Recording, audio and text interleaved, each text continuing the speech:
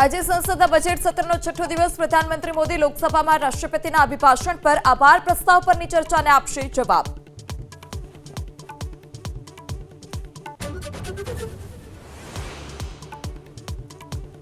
ટ્રમ્પની ટેરિફ ઘટાડવાની જાહેરાત બાદ રાજકીય ગરમીમાં વધારો। આજે સંસદમાં ભારે હોબાળો થવાની ધરણા।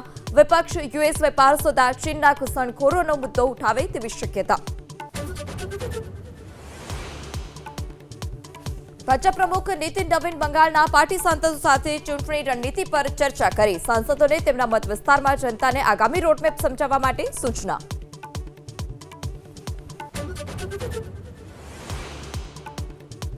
મણિપુરમાં આજે નવી સરકાર શપથ લે તેવી શક્યતા। યુમનામ ખેમચંદ સિંહ બનશે મુખ્યમંત્રી। બે નાયબ મુખ્યમંત્રી પણ લઈ શકે છે શપથ।